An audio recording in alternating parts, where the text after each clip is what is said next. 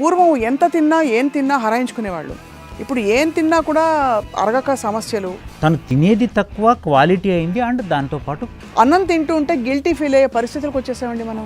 ఒక packet open చేసినామంటే నువ్వు లేదు ఇక్కడ గ్యాస్ట్రిక్ స్పాజం లాగా రావడం, పట్టేసినట్టు కావడం, అది గుండె నొప్పి అనుకోవడం. సో ఎందుకు సార్ దీనికి మూల కారణాలు ఏంటి? కెఫీన్ అంటారు.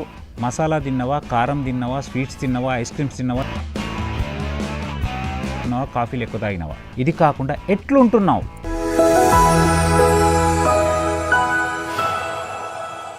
ఇది కేవలం సమాచారంగా మాత్రమే భావించండి. వైద్య నిపుణులను సంప్రదించండి. వరల్డ్ హెల్త్ డే సందర్భంగా ఒక చాలా ఇంపార్టెంట్ చర్చని మొదలు పెట్టబోతున్నాం ఇవాళ. మనం తినే ఆహారం మన సంపూర్ణ ఆరోగ్యంపై ఎంత ప్రభావం చూపుతుందో మనం ఊహించుకోలేము. ఇవాళ మనం gastroenterologist and surgical GI oncologist, అందరికీ సుపరిచితులు, liver transplant surgeon doctor Vimalakar Reddy గారితో మాట్లాడబోతున్నాం. అనేక అంశాలు, ఆహార వ్యవహారాలు, వాటి వల్ల వచ్చే పరిస్థితులు, వ్యాధుల గురించి కూడా మాట్లాడబోతున్నాం. వాటికి చికిత్స ఏమిటో కూడా తెలుసుకుందాం. పూర్వం ఎంత తిన్నా ఏం తిన్నా హరాయించుకునేవాళ్ళు. ఇప్పుడు ఏం తిన్నా కూడా అరగక సమస్యలు, ఆకలి లేక సమస్యలు, ఎక్కువ తినే సమస్యలు. ఎందుకండి స్టమక్ రిలేటెడ్ ఇన్ని సమస్యలు వచ్చేసాయి? సో మీరు మొదలుపెట్టింది పూర్వం తిన్నది అరిగించుకునేవాళ్ళు. పూర్వం తినడంతో పాటు ఏం చేసేవాళ్ళు? ఎక్సర్సైజ్. పూర్వం ఉన్న ఎన్విరాన్మెంటల్ పరిస్థితులు ఏంటి? తను తినడంతో పాటు ఎక్సర్సైజ్ పని కట్టుకొని చేయాల్సిన అవసరం, మనలాగా ఇప్పుడు జిమ్కి పోవాల్సిన పని లేకపోయినా, తాను పొద్దున్న లేచి నుంచి సాయంత్రం వరకు ఆ ఆహారాన్ని సంపాదించుకోవడం కోసమే తను పనిచేస్తూ ఉండేవాడు.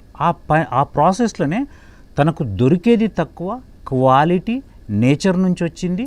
దాంతోపాటు దాన్ని కంటిన్యూస్గా అరిగించుకుంటేనే, అంటే ఆ పని చేయాల్సి వచ్చేది. కరెక్ట్. సో తను తినేది తక్కువ, క్వాలిటీ అయింది, అండ్ దాంతోపాటు మనకి అది ఖర్చు అయిపోయింది.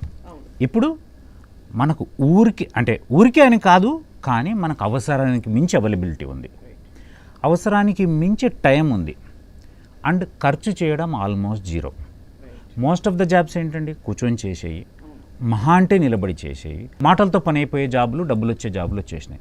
ఇంతకుముందు అవన్నీ ఉన్నాయా? లేవు. అవన్నీ లేనప్పుడు సో నీకు ఏదైనా బ్యాంక్ బ్యాలెన్స్ ఎట్లండి, ఎంత వచ్చింది ఎంత ఖర్చు అయింది, దాన్నే బ్యాలెన్స్ షీట్ అంటారు. సో బ్యాలెన్స్ ఎట్లా పెరుగుతుంది?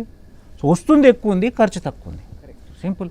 సో అందుకే మీరు పూర్వంతో స్టార్ట్ చేశారు. అప్పుడు పూర్వం, ఇప్పుడు పూర్వం కాదు, ఇప్పుడు ప్రస్తుతం. ఈ ప్రస్తుతంలో ఉన్న ప్రాబ్లం వల్ల మనము ఖర్చు తక్కువ చేస్తున్నాం, అవసరానికి మించి ఎక్కువ తీసుకుంటాం. అండ్ ఇంపార్టెంట్ థర్డ్ పాయింట్, అనవసరమైంది తీసుకుంటున్నాం, అండ్ అనారోగ్యకరమైంది కూడా తీసుకుంటున్నాం. అది అనవసరం అనారోగ్యం. అంటే దాదాపు ఇప్పుడు ఒక ప్లేట్ నిండా అన్నం పెట్టుకుని తిని చాలా రోజులైందండి. నాకే చాలా రోజులైంది, చూసిన వాళ్ళందరికీ కూడా. బికాస్ అన్నం తింటూ ఉంటే గిల్టీ ఫీల్ అయ్యే పరిస్థితులకు వచ్చేసామండి మనం.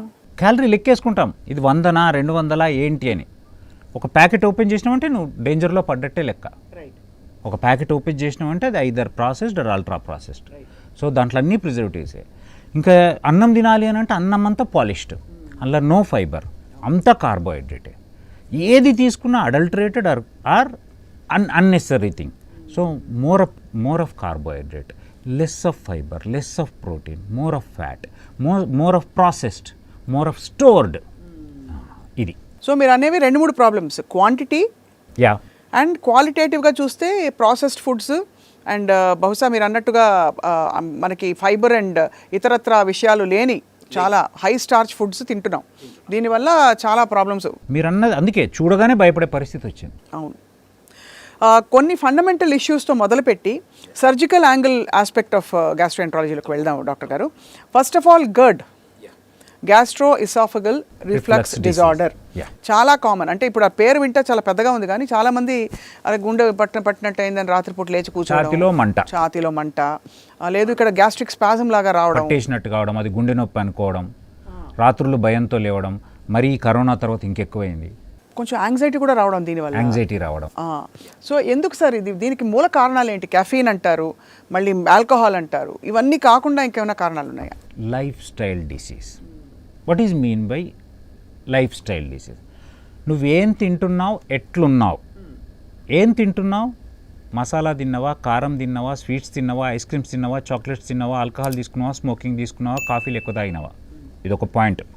ఇది కాకుండా ఎట్లుంటున్నావు అంటే ఎంత పీస్ఫుల్గా ఉంటున్నావు, ఎంత స్ట్రెస్తో ఉంటున్నావు, ఎంత స్ట్రెస్ ఫ్రీగా ఉంటున్నావు, ఎంత చూడడానికి సరిపోయే కరెక్ట్ బిఎంఐలో ఉంటున్నావు. Got it. ఎట్లుంటున్నావులో మానసికంగా ఎట్లుంటున్నావు, భౌతికంగా అంటే శారీరకంగా ఎట్లుంటున్నావు. శారీరకంగా ఐడియల్ బిఎంఐలో ఉండి అడిక్వేట్ స్లీప్తో ఉండి వీలైనంత ఎక్కువ మానసిక ప్రశాంతతతో ఉండి చేస్తున్న పనిని ఎంజాయ్ చేస్తూ మనం చెప్పిన వీటిని మోతాదులో తీసుకోవడం లేదా తగ్గించి తీసుకుంటే జీఈఆర్డీ రాదు. జీఈఆర్డీ అంటే ఏంటి? యాసిడ్ ఎక్కువ రావడం, ఆ యాసిడ్ కిందికి వెళ్ళిపోకుండా వెనక్కి తన్నడం. దీన్ని జీఈఆర్డీ, గ్యాస్ట్రో ఈసఫాజల్. ఇది అన్నవాహిక, ఇది జీర్ణాశయము, ఇది ఈసఫాగస్ అండ్ ఇది స్టమక్. స్టమక్లో యాసిడ్ ప్రొడ్యూస్ అవుతుంది. ఈ యాసిడ్ pH 2 to 4 మధ్యలో ఉంటుంది. అంటే నిజంగా మన ఇక్కడెక్కడ చర్మం మీద పడితే కాలిపోయేంత pHలో ఉంటుంది. ఓహో, అట్లాంటిది ఏదైతే ఉందో అది కిందికి వెళ్ళిపోయి అన్నంతో కలిసి కిందికి వెళ్ళిపోవాలి. అట్లాంటిది మనకు పైకి వస్తుంది. ఎందుకు వస్తుంది? ఈ ఒక కవాటం లాంటిది ఉంటుంది అన్నవాహికకు జీర్ణాశయంకు మధ్య. దాన్ని గ్యాస్ట్రో ఈసోఫాజియల్ జంక్షన్ అంటాం. ఆ ఫ్లాప్ మెకానిజం ఎప్పుడు పోతుంది, దాన్ని ఎప్పుడు ఎక్కువ రిలాక్స్ అవుతుంది అంటే నేను చెప్పిన ఆహార పదార్థాలన్నీ తీసుకున్నప్పుడు, అది కడుపు నిండా తిన్నప్పుడు. ఒక సింపుల్ థీసిస్ చెప్తా. మనం ఒక బెలూన్ ఉందండి, బెలూన్ ఇది ఇప్పుడు ఎట్లుంది, ఇది బెలూన్ నెక్, ఇది బెలూన్ అనుకోండి. బెలూన్ మీరు ఎక్కువ బ్లో చేస్తే ఏమవుతుంది, నెక్ లెంత్ తగ్గిపోతుంది. అంటే ఏమవుతుంది, ఇదంతా oesophagus is taken up by oesophageal mucosa is taken up by the stomach acid. Stomach పైకి వచ్చేస్తుంది. యా, స్టమక్ ఇట్ ఈస్ అంటే జీఈ జంక్షన్ లెంత్ తగ్గిపోతుంది. ఈ యాసిడ్ ఏదైతే ప్రొడ్యూస్ అయిందో ఆ ఈసోఫాజియల్ మ్యూకోజాకు పోయి తాకుతుంది, అప్పుడు కాలిపోతుంది. అది ఎందుకంటే బాడీ దేవుడు ఎట్లా ఇచ్చాడంటే దేనికి అది సరిపోతుంది. గ్యాస్ట్రిక్ మ్యూకోజా ఆ యాసిడిటీని తట్టుకోగలుగుతుంది. అదే అన్నవాహికలో ఉండే, అదే ఈసోఫాగస్లో ఉండే మ్యూకోజా దాన్ని తట్టుకోలేదు. అట్లాంటిది నువ్వు వేరే దాని మీద తీసుకుపోయినప్పుడు అది మంటగా మొత్తం కాలిపోవడం జరుగుతుంది, మంట రావడం. దాన్నే గ్యాస్ట్రో ఈసోఫాజియల్ రిఫ్లక్స్ డిసీజ్. దీనికి ఏం జరుగుతుంది, మధ్యలో ఉన్న కవాటం లూజ్ అవుతుంది. ఎందుకు అవుతుంది? మనం అది స్పింక్టర్ కొన్ని కెమికల్స్ ఇస్తున్నప్పుడు, కొన్ని రకాల కెమికల్స్ తీసుకుంటున్నప్పుడు అది లూజ్ అవుతుంది. అంతేకాకుండా అది ఎట్లాంటి, ఇప్పుడు coffee, tea, sweets, ice cream, chocolate, alcohol, smoking trigger చేస్తాయి, రిఫ్లెక్స్ చేస్తాయి. ఇది లూజ్ చేయాలి, దట్టు ఎసిడిటీ ఎక్కువ కావాలి, అంటే యాసిడ్ కూడా ప్రొడక్షన్ ఎక్కువ కావాలి. యూజువల్గా అంతా 750 to 1 liter of gastric juice daily produce అవుతుంది. మ్యాక్సిమమ్ ఆఫ్ 1250 అనుకోండి. అదే 1500 వరకు వచ్చింది అనుకోండి, 2000 వరకు యాసిడ్ వచ్చింది అనుకోండి, నిండింది ఎక్కడ పోవాలి, కిందికి సరిపోయేంత పోదు. అండ్ దాంతోపాటు నువ్వు అంత నిండుతుంది అంటే అంత ఎక్కువ ప్రొడ్యూస్ అయ్యేది ఇస్తున్నావు. అవును, అట్లాంటివే సేమ్ దాన్నే రిలాక్స్ కూడా చేస్తుంది స్పింక్టర్ని. సో వెనక్కి దాంతో. అండ్ ఇంకోటి ఒబెసిటీ ఉండడం వల్ల, ఒబెసిటీ ఉన్నప్పుడు ఏమవుతుంది, నీకు ఆ రెండింటి మధ్యలో ఉన్న జంక్షన్ లూజ్ అయిపోతుంది. అండ్ దాంతోపాటు స్ట్రెస్ ఉంది, స్ట్రెస్ ఉన్నప్పుడు ఏమవుతుంది, యాసిడ్ ప్రొడక్షన్ ఎక్కువ ఉంది. స్లీప్లెస్ నైట్స్ ఉన్నాయి, యాసిడ్ ప్రొడక్షన్ ఎక్కువ అవుతుంది. తినే ఆహారము, నిద్ర, స్ట్రెస్ వల్ల ప్రొడక్షన్ ఎక్కువ అవుతుంది. ఫ్యాట్ ఉండడము, కొన్ని రకాల కెమికల్స్ వల్ల లూజ్ అవుతుంది. ఈ రెండింటి వల్ల తిరిగి వెనక్కి వస్తుంది. వెనక్కి వచ్చినప్పుడు ఇట్ ఈస్ నాట్ ట్రైన్డ్, దానికి అది ట్యూన్ అయ్యి లేదు, ఆ మ్యూకోజాకి ఇది ట్యూన్ అయ్యి లేదు, యాసిడ్కి కొరోజీ అయిపోతుంది. దానివల్ల బర్న్ వస్తుంది. అది ఇంకా పైకి వస్తే నోట్లోకి వస్తుంది, థ్రోట్. ఐ హవ్ సీన్ రీసెంట్గా, I don't want to tell, one of my close friend is a great physician. ఎంతో మందికి సర్వీస్ చేసి ఎంత రిఫ్లక్స్ స్ట్రెస్ఫుల్ లైఫ్ వల్ల ఒక 10 ఏళ్ల పాటు యాంటాసిడ్స్ వాడడం జరిగి తట్టుకోలేక ఒక రోజు నా ఇంటికి వచ్చాడు డైరెక్ట్ వాళ్ళ వైఫ్ని తీసుకుని. అన్న, ఐఎమ్ అనేబుల్ టు స్పీక్. అంటే ఏంటి, ఎసిడిటీ వచ్చి ఓకల్ కార్డ్స్ని కూడా మార్చేసింది. అంటే వెనక్కి పోయి రిఫ్లక్స్ లంగ్లోకి కూడా పోతుంది. అంటే కొంతమంది presents with lung infection also, కొంతమంది ఓటైటిస్ మీడియా, వీటిని ఏమంటారంటే ఎక్స్ట్రా ఈసోఫాజియల్ ఎఫెక్ట్స్ అంటారు. సో వాయిస్ మారిపోయి మాట్లాడలేని పరిస్థితిలో వాయిస్ ఫటిగ్లోకి వెళ్ళిపోతున్నాడు. అతనికి నేను యాంటీ రిఫ్లక్స్, అంటే ఆ రిఫ్లక్స్ రాకుండా సర్జరీ చేస్తే ఇప్పుడు నౌ హీఈస్ కంఫర్టబుల్. మొన్న ఒక పెద్ద మెసేజ్ పెట్టిన ఫేస్బుక్లో, నేను 10 ఏళ్ల తర్వాత కడుపు నిండా బిర్యానీ తింటున్నాను అంటే, మళ్ళీ తప్పే, but still is happy for eating.